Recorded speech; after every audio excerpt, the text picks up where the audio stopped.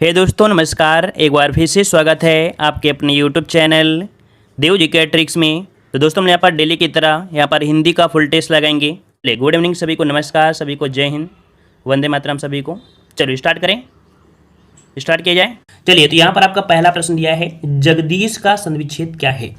देखिए, आपका जगदीश अर्थात ये व्यंजन संधि है और व्यंजन संधि में एक रूल होता है कि दा का परिवर्तन गा में होता है। ठीक है, दा का परिवर्तन गा में होगा, वो भी आपका आधा बन जाएगा। तो यहाँ पर आपका जवाब हो जाएगा कौन सा, जगत धनीश, ऑप्शन ए आपका राइट हो जाएगा। क्लियर हुआ। अगला पूछा गया है, प्रदर्शनी शब्द का शुद्ध रूप क्या है। प्रदर्शनी का शुद्ध रूप, देखिए यहाँ पर चारों ऑप्शन पर नजर मारिए।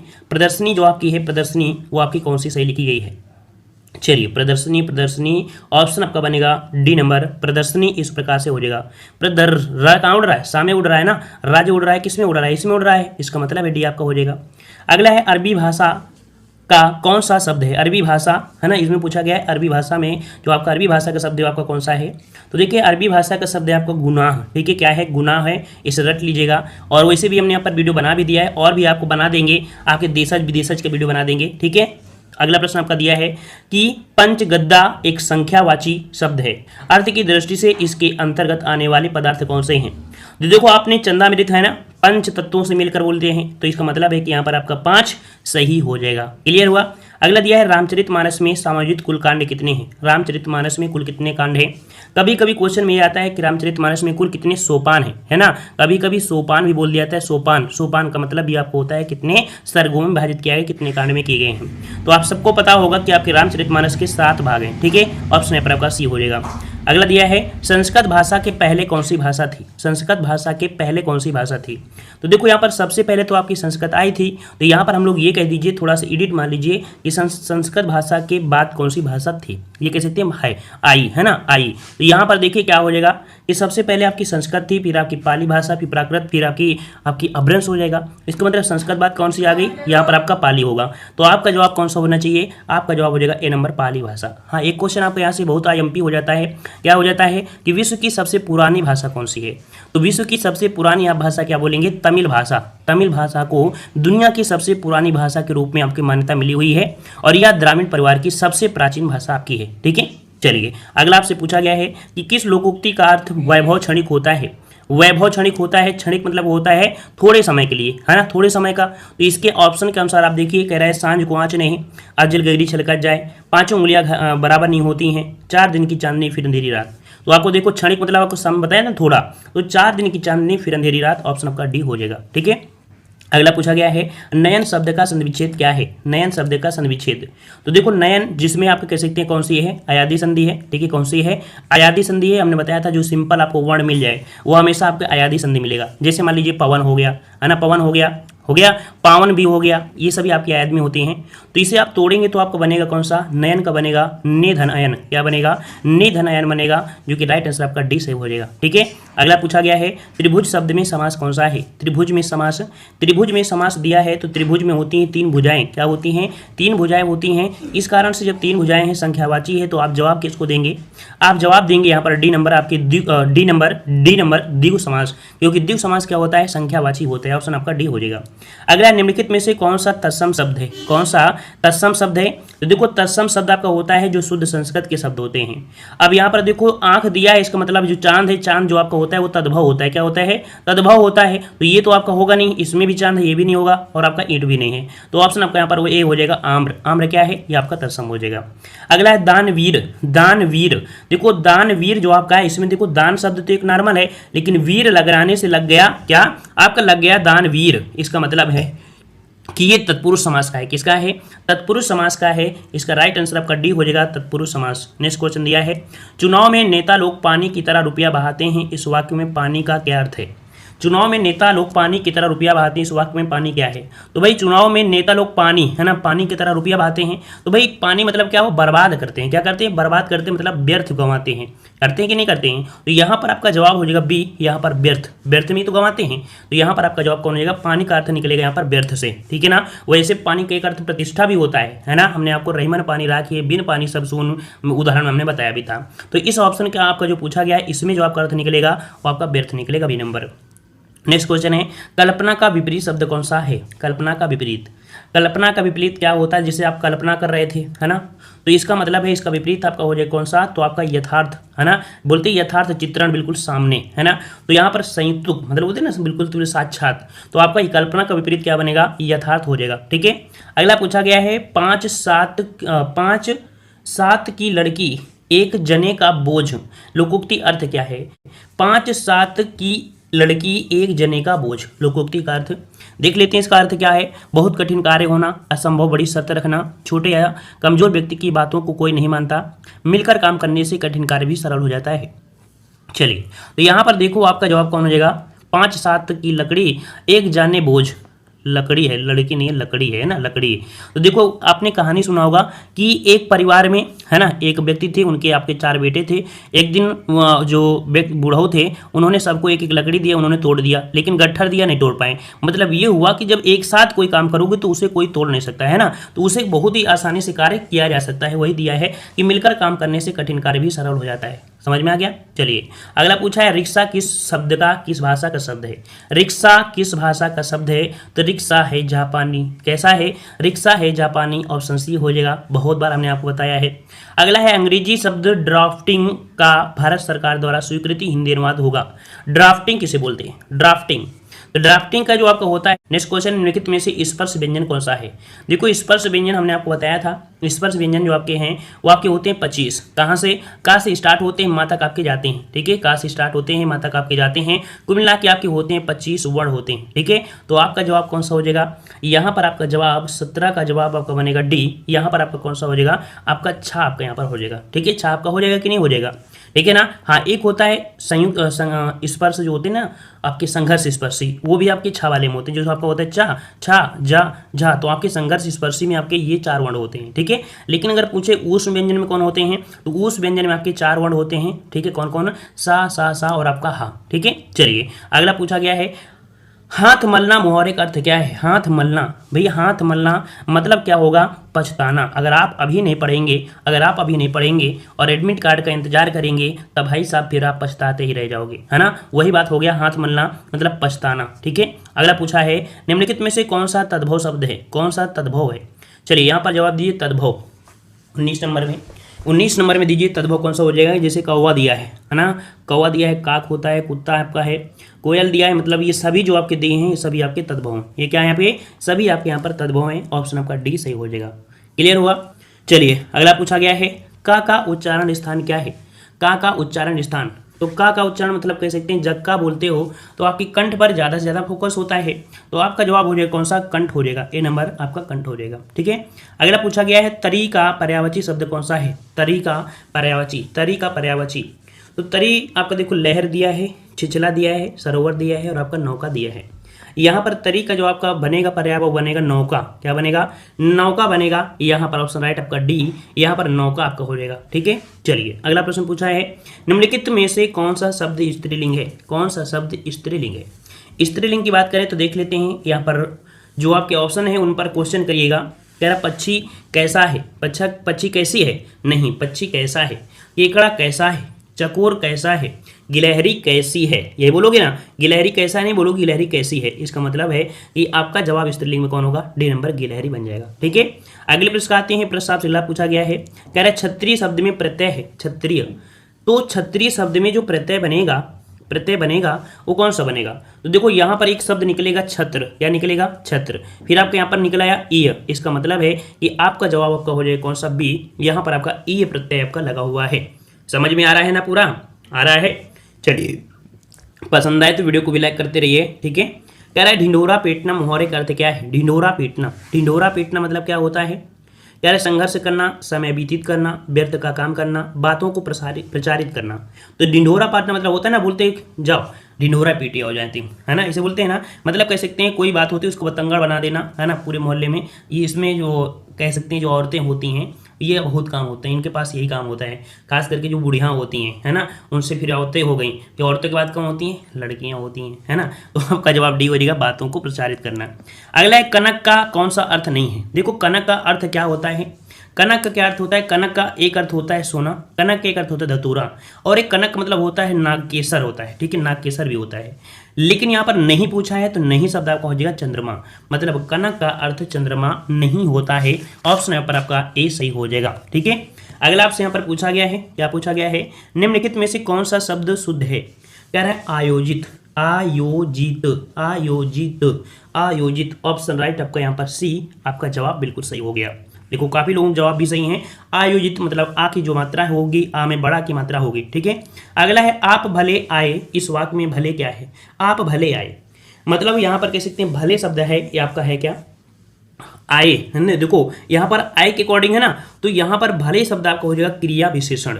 वैसे शुद्ध तो आपका विशेषण है, लेकिन आप भले आए, इस वाक्य में भले के बाद आपका ये है, इसका मतलब यहाँ पर क्रिया विशेषण आपका हो जाएगा, डी नंबर आपका हो जाएगा। ठीक है, भला शब्द आपका होता तो हम पर्सनल बोल देते कि आपका विशेषण है। ठीक है, अगला पूछा गया है, निम्नलिखित में से किस शब्द में आयन, आयन प्रत्यय प्रयुक्त हुआ है। आयन, आयन प्रत्यय जो हुआ है किसमें हुआ है, देख लेते हैं। कह रहे हैं नारायण, फिर कह रहा है ऋणायन, ऋणायन, ऋण, ऋण दिया है, फिर धनायन दिया है, धनायन।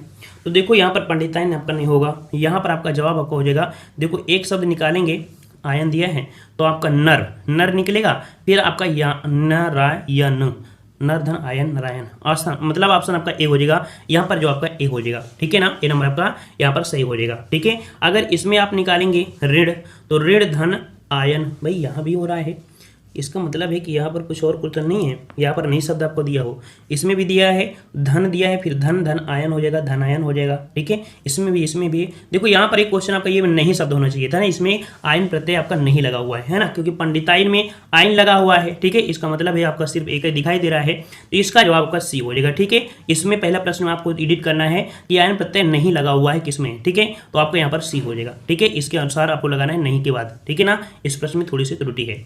अगला है सरस्वती पत्रिका के संपादक कौन है। सरस्वती पत्रिका के संपादक कौन हो जाएंगे, कौन हो जाएंगे भाई, तो आपको पता है सरस्वती पत्रिका के संपादक आपके महावीर प्रसाद द्विवेदी। ऑप्शन बी आपका जवाब हो जाएगा, ऑप्शन बी हो जाएगा महावीर प्रसाद द्विवेदी। ठीक है, अगला पूछा गया है सांप का पर्यायवाची शब्द कौन सा नहीं है। देखो सांप का पर्यायवाची शब्द नहीं है, कह रहा है हरि है, सारंग है, खग है और आपका भोगी। चलिए देख लेते हैं 30 वाले में, तो आपका दिया गया है सांप का पर्यायवाची शब्द नहीं है, हर दिया है, सारंग दिया है, भोगी दिया है और खग भी दिया है। देखिए यहाँ पर ऑप्शन आपका सी, खग शब्द है, ये आपका सांप का पर्यायवाची आपका नहीं होगा। ठीक है, ये आपका इसका नहीं होगा। ठीक है, वैसे देखा जाए तो आपके अनेकार्थी शब्दों में ये आपका आता है, ये भी आपका आता है अनेकार्थी में, ये भी होता है, खग नहीं होता है। ठीक है, सी नंबर। अगला है काव्य में कितने रस माने जाते हैं। काव्य में कितने रस होते हैं, काव्य में कितने रस होते हैं, तो यहाँ पर आपका जवाब कितना हो जाएगा। तो हमने आपको बताया था कल कि आचार्य भरत मुनि ने आपके शांत रस को नहीं माना है, तो उनके अनुसार आपका 8 हो जाता है। लेकिन वैसे डायरेक्ट पूछा गया है, जो कि आज का प्रश्न पूछा गया है, तो यहाँ पर डायरेक्ट आपको बताना है कितने माने जाते हैं, तो आपके 9 माने जाते हैं। तो आपका सही जवाब हो जाएगा सी नंबर 9। अगला है मैला आंचल किसका उपन्यास है। मैला आंचल किसका उपन्यास है, मैला आंचल। चलिए देख लेते हैं। मैला आंचल जो आपका है अशोक वाजपेयी, फणीश्वर नाथ रेणु, तो बिल्कुल सही जवाब है, यहाँ पर आपका जवाब हो जाएगा बी नंबर, फणीश्वर नाथ रेणु का मैला आंचल है। ऑप्शन आपका बी सही हो जाएगा। ठीक है ना, ये आपके आंचलिक उपन्यास लिखने वाले आपके राइटर है। क्वेश्चन पूछे कि कौन है जो आंचलिक उपन्यास लिखता है, तो आपके फणीश्वर नाथ रेणु हो जाएगा।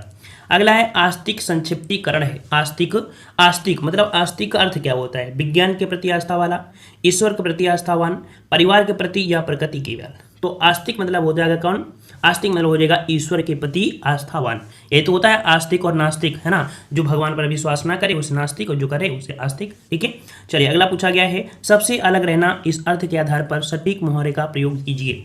सबसे अलग रहना, सबसे अलग रहना, अक्ल पर पत्थर पड़ना, उंगली पर नचाना, आग बबूला होना या अपनी खिचड़ी अलग पकाना। तो सबसे अलग है, इसका मतलब है कि अपनी खिचड़ी अलग पका रहा है। ऑप्शन आपका डी सही हो जाएगा।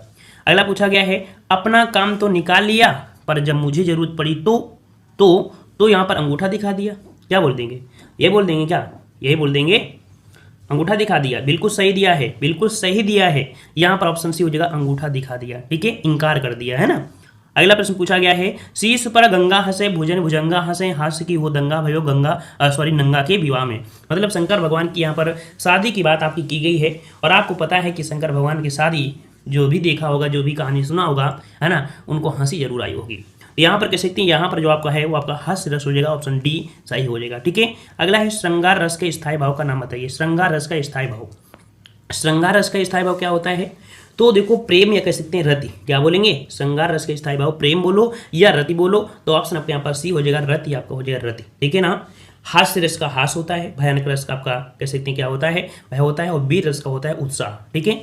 अगला है इति और ईति का अर्थ क्या है। इति मतलब क्या होता है, अगर आप एक शब्द जानते हैं तो जवाब दे पाएंगे। इति का अगर अर्थ आपको पता है तो आप जवाब दे सकते हैं। इति मतलब होता है समाप्ति, है ना, बोलते थे ना इति, ETC, है ना। इसका मतलब इति मतलब होता है समाप्ति और ईत मतलब होता है आपदा। तो आपका जवाब यहाँ पर हो जाएगा ए नंबर, समाप्ति और आपदा यहाँ पर जवाब बन जाएगा। अगला पूछा है जब घोड़े ने चारा खाया तब चला गया। तो इस मिश्र वाक्य को सरल वाक्य में बदलना है। मतलब यहाँ पर देखो ये जो वाक्य है ये मिश्र वाक्य का है, डायरेक्ट दे दिया गया है। क्यों? क्योंकि हमने बताया मिश्र वाक्य की पहचान होती है जब लगा है तो तब लगेगा, है ना। मतलब संबंध आपके होते हैं एक दूसरे, जो ये अनुवाद होता है इसका संबंध इससे होता है, ये मिश्र वाक्य में होता है। इसका सरल वाक्य आपसे पूछा गया है तो भाई आप सरल वाक्य भी बना दीजिए सरल वाक्य। चलिए बना दीजिए। तो आप जो बनाएंगे तो यहाँ पर आप पाएंगे कौन सा आपका हो जाएगा, देख लेते हैं। यहाँ पर बिल्कुल सही जवाब है। यहाँ पर देखिए, यहाँ पर दिया गया है चारा खाकर घोड़ा चला गया, चारा खाकर घोड़ा चला गया, है ना, ये तो बोलेंगे क्योंकि और शब्द है। चारा खाकर ठुमक कर, तो ठुमक तो बोलेंगे नहीं, इस तरह तो बोलेंगे नहीं, तो ऑप्शन बी को ही सही किया जाएगा, बी नंबर। अगला है करुणे क्यों रोती है, उत्तर में और अधिक तू रोई, मेरी विभूति है जो उसको भभूति क्यों कहे कोई। इसमें से कौन सा रस है। करुणे क्यों रोती है, उत्तर में और अधिक तू रोई, मेरी विभूति है जो उसको भवभूति क्यों कहे कोई। इसमें से कौन सा रस है। तो रोना है, रोना धोना है, तो रोना धोना कहाँ होगा, आपके करुण रस में होगा, ऑप्शन आपका बी हो जाएगा, ठीक है। अगला पूछा गया है दूर का लड्डू सुहाना होता है। भाई हमने सुना है दूर का ढोल सुहाना होता है, यहाँ पर लड्डू दिया है तो ये लड्डू नहीं होगा, यहाँ पर दूर का ढोल ही होगा। देख लीजिए शुद्ध रूप क्या है, तो दूर की ढोल विचित्र सुहान, दूर के झोल नहीं होगा, इसका ऑप्शन डी हो जाएगा, दूर के ढोल सुहाने होते हैं, ऑप्शन डी हो जाएगा, ठीक है। अगला है आह देखो टूटता है ना तारा, पतन दिल जले के गात का हो रहा है। इस उदाहरण में कौन सा अलंकार है। चलिए अलंकार आपका दिया है, थोड़ा सा टफ दिया गया है, इसमें से आपका कौन सा होगा देख लेते हैं। कह रहा है आह देखो टूटता है ना तारा, पतन दिल जले के गात का हो रहा। यहाँ पर आपका जवाब कौन सा बनेगा, आपका जवाब 42 का यहाँ पर बनेगा कौन सा।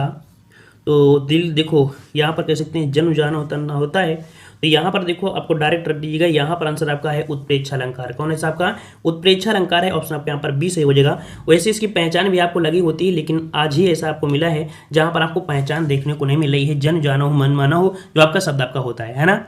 नेक्स्ट प्रश्न आपसे पूछा गया है कि ऑडिट ऑफिसर का सही संधि मतलब हिंदी परिभाषिक शब्द क्या है। चलिए इसका आपका सही जवाब कौन सा बनेगा। तो देखिए यहाँ पर ऑडिट ऑफिसर, इसका मतलब है कि आपका जो अर्थ बनेगा वो आपका बनेगा कौन सा, तो होता है लेखा, है ना। देखो एडिटर है आपका है एडिटर, तो आपका लेखा परीक्षक अधिकारी, ऑप्शन आपके यहाँ पर सी हो जाएगा। अगला है उसने अपने मित्र का पुस्तकालय खरीदा, मतलब उसने अपने मित्र को पुस्तकालय खरीदा। इस वाक्य को मिश्र वाक्य में बदलना है। उसने अपने मित्र के लिए पुस्तक खरीदा, ऐसे आपको होना चाहिए। चलिए कोई बात नहीं, देखते हैं ऑप्शन के अनुसार आपको समझ में आ जाएगा कि कौन सही है। कह रहा है उसने उस पुस्तकालय को खरीदा जो उसके मित्र का था। हाँ यहाँ पर इसका मतलब उसने अपने मित्र का पुस्तकालय खरीदा, है ना, बिल्कुल सही है। यहाँ पर लिखा था उसने अपने मित्र का पुस्तकालय खरीदा, बिल्कुल सही लिखा है।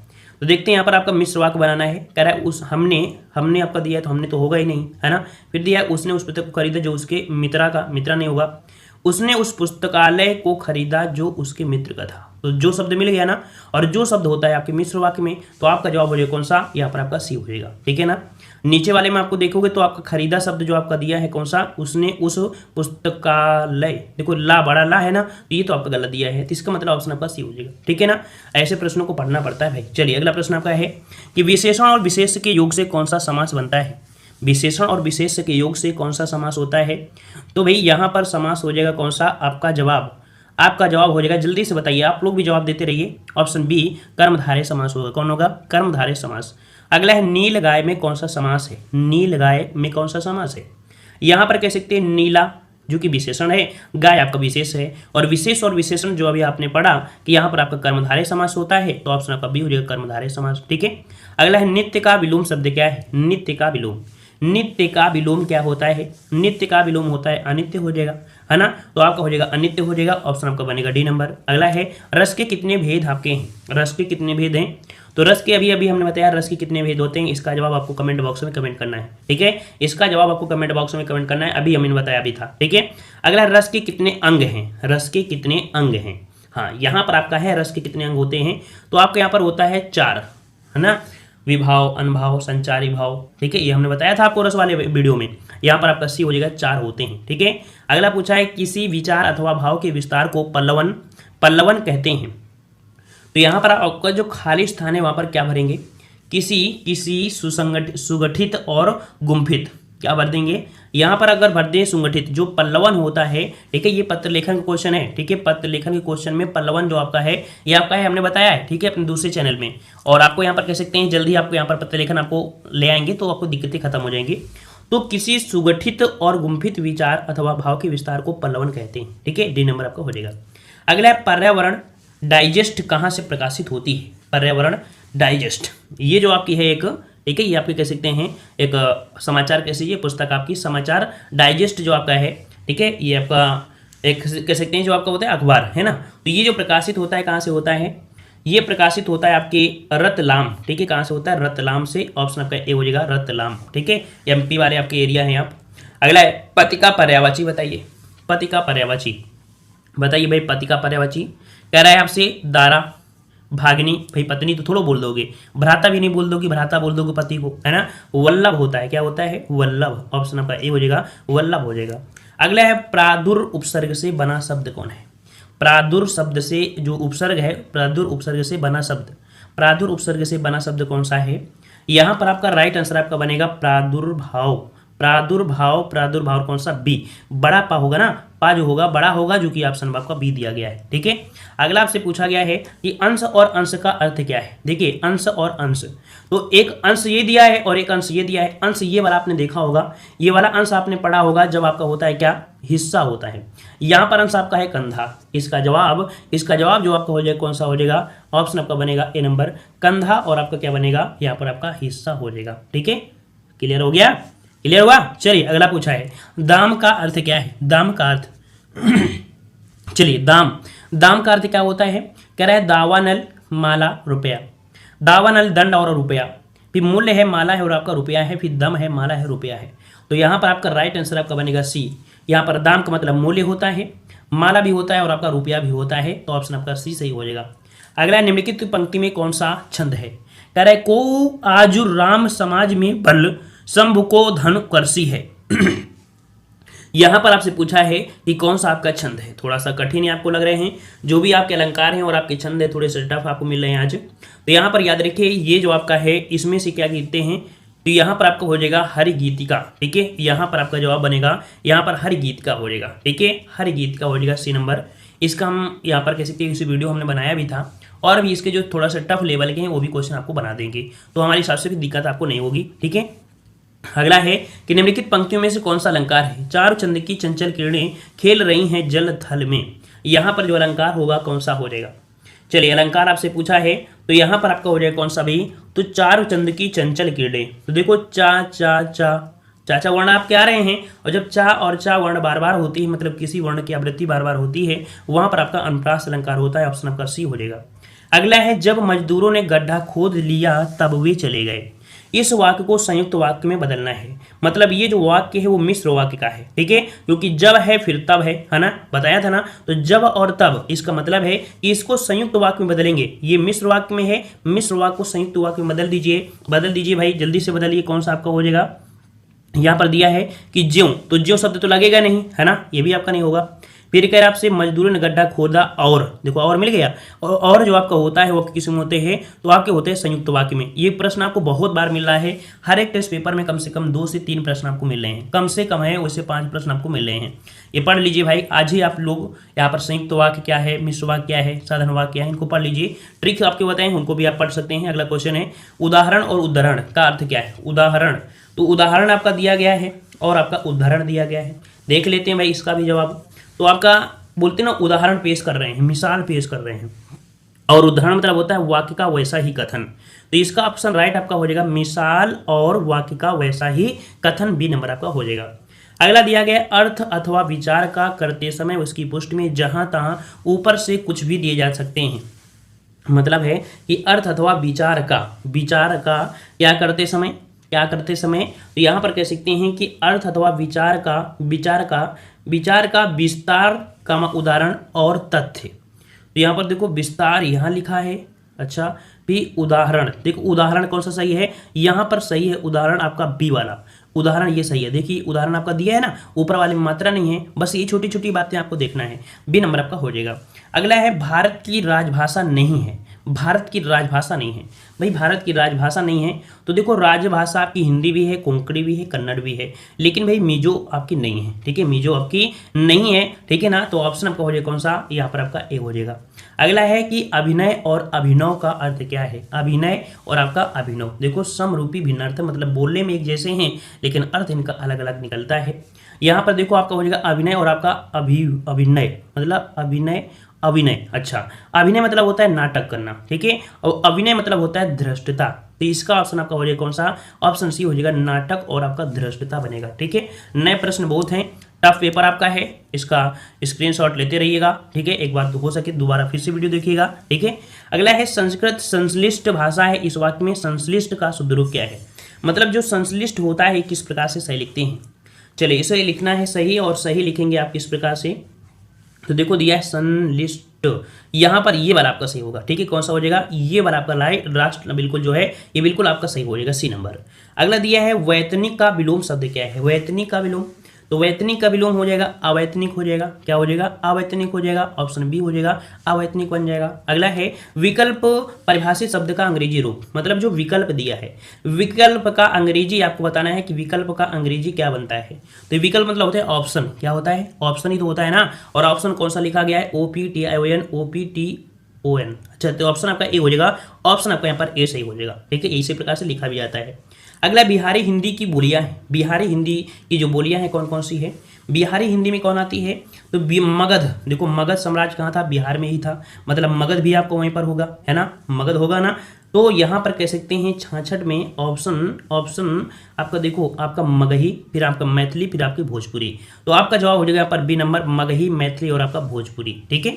अगले प्रश्न आते हैं, प्रश्न आपसे अगला पूछा गया, देखो ये तो आपका होगा नहीं, मेवाती किस में होती है, मेवाती तो आपको राजस्थान में आएंगे ना, तो ये आपका होगा नहीं, बांगुर नहीं होगा क्योंकि हरियाणा वाली आपकी हो जाती है, ठीक है ना, और मारवाड़ी भी नहीं आपकी होगा क्योंकि राजस्थानी होती है, तो सिंपल सी बात आपका बी हो जाएगा। अगला पूछा गया है कि जिस काव्य की आनंद अनुभूति अभिनय को देखकर एवं पात्रों के कथोपकथन को सुनकर होती है उसे क्या कहते हैं, तो इसे कहते हैं क्या कहते हैं, इसे बोलते हैं दृश्य काव्य, है ना, दृश्य काव्य होता है, ऑप्शन सी भरा जाएगा दृश्य काव्य, क्योंकि यहाँ पर दिया है अभिनय, और अभिनय जो होता है एक नाटक होता है, नाटक को हम देखते हैं, तो दृश्य काव्य हो जाएगा सी नंबर। नेक्स्ट क्वेश्चन है कि एक आंख से देखना मुहावरे का अर्थ क्या है, एक आंख से देखना, एक आंख से देखना, और भाई एक आंख से देखना है तो देख लेते हैं, काना होना, सबको बराबर समझना, एक नेत्रधारी या आंख मानना। तो देखिए एक आंख से देखा मतलब ये होता है ना कि सबको एक दृष्टि से देखो, एक दृष्टि से देखो, है ना, ऐसा नहीं कि काना है वो तो ऐसे देखने लगेगा। इसका ऑप्शन आपका बी हो जाएगा, सबको बराबर समझना, ठीक है। अगला पूछा गया है, उसने कहा कि मैं निर्दोष हूँ, इस वाक्य को सरल वाक्य में बताना है। यहाँ पर देखो दिया गया था कि, इसका मतलब है कि ये सरल वाक्य तो है नहीं है, अब इसको बदलना है आपको, किसमें, इसको बदलना है सरल वाक्य में। चलिए बदल दीजिए सरल वाक्य में। कह रहा है उसने अपने को निर्दोष घोषित किया, उसने अपने को निर्दोष घोषित, तो गलत लिखा है, घोषिता गलत लिखा है, उसने अपने को ये तो गलत लिखा है, तो ऑप्शन आपका ए सही हो जाएगा, ठीक है, ए नंबर आपका सही हो जाएगा। अगला है आरी प्रत्यय से बना शब्द कौन है, आरी भिखारी, आरी भिखारी, तो इसका मतलब है कि आपका जवाब मिल गया है, जवाब मिल गया है डी नंबर, आरी भिखारी, ऑप्शन आपका हो जाएगा डी नंबर। अगला पूछा है संक्षेपण में शब्द इकहरे और शैली आडंबरहीन होनी चाहिए, संक्षेपण में, ये पत्र लेखन से सब क्वेश्चन है, ठीक है, यहाँ पर आपका जवाब हो जाएगा कौन सा, कि संक्षेपण में शब्द इकहरे, वाक्य छोटे, भाव सरल, शैली आडंबरहीन होनी चाहिए। यहाँ पर ऑप्शन बी भरेंगे तभी आपका जवाब बिल्कुल सही बनेगा, ठीक है। यहाँ पर आपका भरेंगे क्या, कि संक्षेपण में शब्द इकहरे होते हैं, वाक्य छोटे होते हैं, भाव सरल होती है, ठीक है, और जो शैली होती है वो आडंबरहीन होती है, ठीक है। तो इस प्रकार से यहाँ पर आपका बी सही हो जाएगा। अगला है अद्भुत रस का स्थायी भाव क्या है, अद्भुत रस का स्थायी भाव क्या है। चलिए अद्भुत रस का स्थायी भाव यहाँ पर दिया है, हास दिया है तो हास तो होगा नहीं, जुगुप्सा दिया है तो ये तो घृणा का होता है, ये भी नहीं होगा, रति प्रेम का होता है, तो आपके पास ऑप्शन है डी, यहाँ पर 20 में हो जाएगा, ठीक है, डी नंबर। अगला दिया है गद्यांश। गद्यांश को हम लोग यहाँ पर स्किप कर देते हैं, ठीक है, क्योंकि गद्यांश जब पढ़ा जाता है, जब आपको यहाँ पर कह सकते हैं कि ऑनलाइन पेपर हो, है ना, लेकिन यहाँ पर ऑनलाइन से कोई मतलब नहीं है, ऑफलाइन है, ऑफलाइन पेपर है, आप जल्दी से पेपर आप पकड़ोगे और जल्दी से यहाँ पर पढ़ के जल्दी से बता दोगे, ठीक है ना। जितेंद्रीय में कौन सा समास है? जितेंद्रीय में कौन सा समास है? चलिए 78 नंबर पे बताना है जितेंद्रीय में कौन सा समास है। तो यहाँ पर देखो इंद्रियां जो जीतता है उसे बोलते हैं ना, तो इसका मतलब है कि यहाँ पर एक विशेष अर्थ निकलेगा जो कि आपका बहुब्रीहि समास हो जाएगा, ठीक है, क्लियर हुआ। अगला है गणेश का पर्यायवाची शब्द पूछा है। गणेश का पर्यायवाची दिया है निर्भांत, महाकाय, अभ्रांति और निराभ्रांति। तो यहाँ पर 79 का जवाब बनेगा महाकाय, ठीक है। महाकाय होता है आपकी गणेश का पर्यायवाची क्या होता है? महाकाय भी होता है, एक दंत होता है, ठीक है। ऑप्शन आपके यहाँ पर बी हो जाएगा। अगला है अभी अभी जन्म लेने वाला। जो अभी अभी जन्म लेता है, अभी अभी जन्म लेता है उसे बोलते हैं क्या? जन्मा बोलेंगे या नवजात बोलेंगे? अजन्मा तो होगा नहीं, इसका मतलब जन्म आपका नहीं लिया तो अजन्मा तो हो ही नहीं सकता है, इसका मतलब है नवजात, जो बिल्कुल अभी अभी जन्म होता है ना उसे बोलते हैं नवजात। तो ऑप्शन आपका हो जाएगा यहाँ पर बी नंबर आपका हो जाएगा, नवजात हो जाएगा, ठीक है ना। तो इस प्रकार से यहाँ पर आपने सॉल्व की। सभी को जय हिंद, सभी को धन्यवाद।